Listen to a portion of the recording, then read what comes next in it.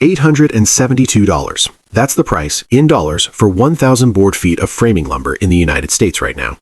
2 years ago, it was hovering around $450. And here's the part that should make every American home builder furious. The supply that used to fix this problem is gone. Not temporarily, not until negotiations finish, gone. Because the country that used to send 12 billion board feet of lumber across the border every single year, lumber that American construction literally cannot function without, just decided it doesn't need America anymore. And the man who made that decision? He did it with $5 billion and a policy mandate so airtight, Canada's own government is now the single biggest customer for Canadian wood. This is the story of how Donald Trump tried to punish Canada's lumber industry and accidentally gave it the greatest gift in its history. This is the story of how Canada weaponized a trade war. And this is the story of why the American housing crisis just became permanent. Let's rewind to understand why lumber even matters this much. The United States has a housing problem, a serious one. According to Zillow, the country is short 4.5 million homes, not units, homes. And that number isn't shrinking. It grew from 4.3 million just recently. To close that gap while keeping up with population growth, the U.S. needs to build roughly 2 million homes a year for a decade. Last year, they started 1.36 million. Current forecasts predict that number falls to 1.2 to 1.3 million this year. The country is moving in the wrong direction. Now here's something most people don't know. Lumber makes up 15 to 25% of the total cost to build and finish a home in America. It's not a footnote, it's a structural line item. When lumber prices spike, home prices spike. When home prices spike, buyers fall out of the market. When buyers fall out of the market, builders stop building. And for decades, there was a release valve on this system, a stabilizing force, a country just north of the border that had more softwood lumber than it could ever use domestically, and a trade relationship with the U.S. that made the whole machine work. Canada supplied roughly 12 billion board feet of lumber to the United States annually. American domestic production sits at around 58 billion. Annual consumption, around 70 billion. You do that math and you realize the United States cannot build homes without Canadian lumber. That's not a talking point, that's an arithmetic fact. Trump either didn't know that or didn't care, because in 2025, he imposed tariffs that changed everything. When Trump's tariffs hit, they hit hard. Depending on the producer, Canadian lumber faced duties ranging from 35% to nearly 48%. Canfor, one of Canada's largest producers, got hit with 47.65%. West Fraser faced 26.47%. The message from Washington was unmistakable. Make exporting to America too painful, and Canadian mills will have no choice but to beg for relief. That was the bet. Make the tariffs brutal enough, and Canada folds. Canada did not fold. Instead, Prime Minister Mark Carney announced something that the U.S. did not anticipate. Not a counter-tariff, not a diplomatic protest, a $5 billion strategic restructuring fund designed to do one thing: make Canada's lumber industry so self-sufficient, so deeply embedded in domestic markets that it would never need to care about U.S. trade policy again. Let that sit for a second. Canada's response to American tariffs wasn't to fight to get back into the American market. It was to stop needing the American market. Here's how it works. First, the Buy Canada policy. Every federal agency, every crown corporation, all federal procurement. Canada now mandates that government construction projects buy Canadian lumber.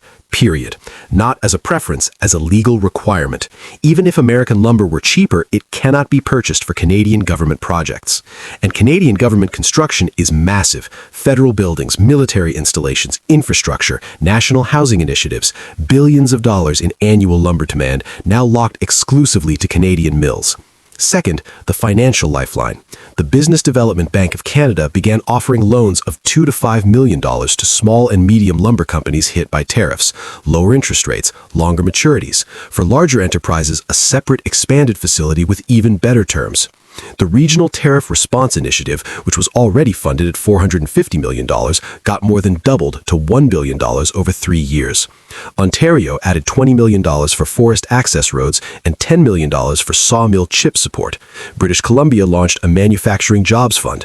The Prairies created their own regional response initiative. Every province with lumber production received simultaneous federal and provincial support. The result? Canadian mills now have 3 things they never had simultaneously: guaranteed demand, subsidized financing, and infrastructure investment, all at once, all insulated from American market pressure. Now, the restructuring hurt. Let's be honest about that. 22 mills closed permanently. 5,600 workers were laid off. These were real losses, real communities affected. But here's the brutal strategic logic. The mills that closed were the high-cost, inefficient ones. The survivors, West Fraser, Canfor, Interfar, they rationalized, they cut waste, they consolidated, and then the Canadian government wrapped them in a protective policy framework that guaranteed their survival. And here's where it gets counterintuitive. Those loans Canadian mills took out to survive the tariff period, they need to be repaid.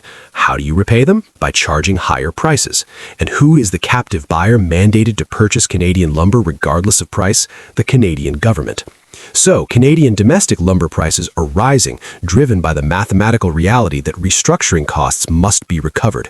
And the entity absorbing those higher prices is the very government that created the mandate. It's a closed loop. Canada is essentially paying itself at a premium to build independence from a market it no longer trusts.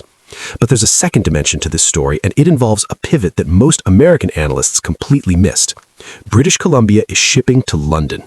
10% of BC's lumber exports are being redirected to new international markets: the United Kingdom, Europe, Japan, South Korea.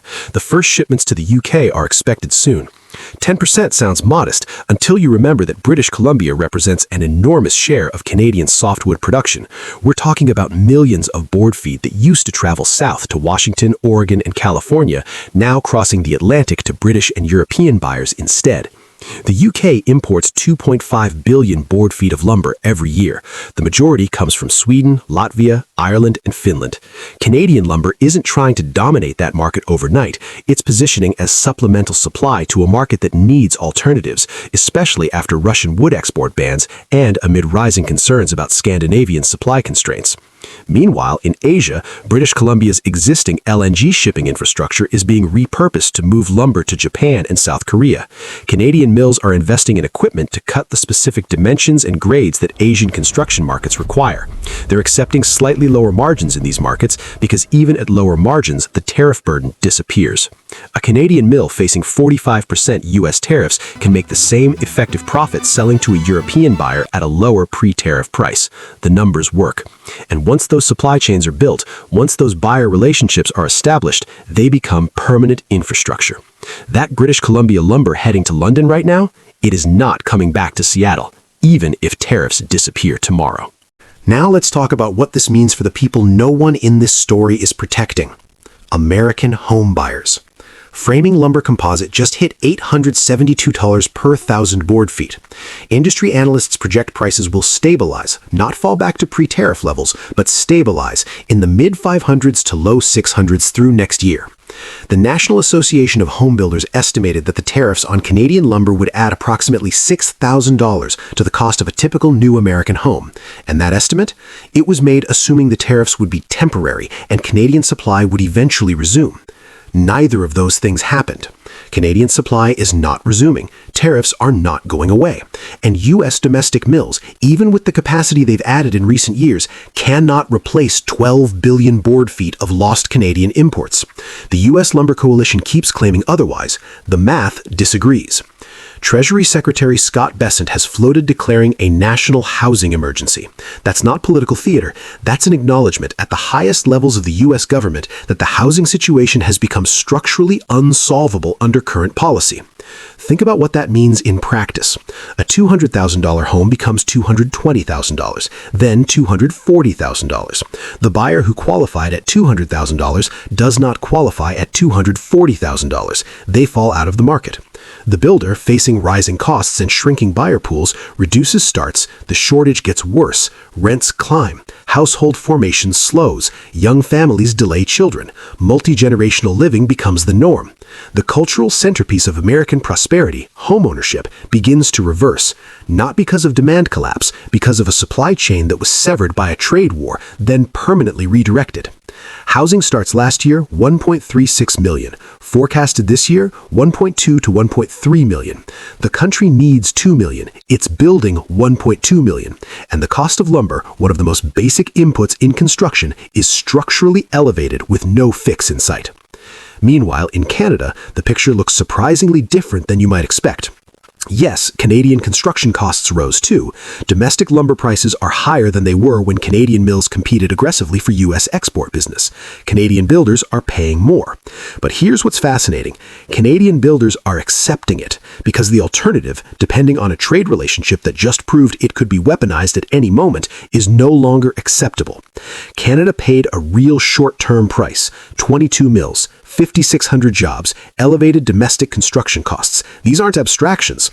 But Canada is emerging from this restructuring more independent, more diversified, and, critically, permanently insulated from American trade pressure on this issue. The Buy Canada policies don't expire. Government procurement mandates don't sunset. The shipping relationships being built with London, Tokyo, and Seoul don't come with an asterisk that says, unless the U.S. lowers tariffs. Those are permanent architectural changes to an entire industry. Here's the brutal irony at the center of this entire story. Trump imposed tariffs to help American lumber mills, and in the narrowest sense, it worked. U.S. mills are enjoying higher margins on the volume they produce because Canadian competition is reduced. But the market those mills were supposed to capture, it's shrinking because construction costs made housing unaffordable, because housing starts are falling, because the customers, American home builders, are being priced out of viability. U.S. mills win on margins, they lose on volume, and the total U.S. residential construction market contracts around them. Canada, meanwhile, built something the tariffs were never supposed to allow: permanent independence, a restructured industry, a captive domestic market, diversified international supply chains, and a policy framework that ensures Canadian lumber serves Canadian needs first, regardless of what Washington decides tomorrow, or in 4 years, or in 20. Trump thought he was squeezing Canada into submission. He squeezed Canada into self-sufficiency.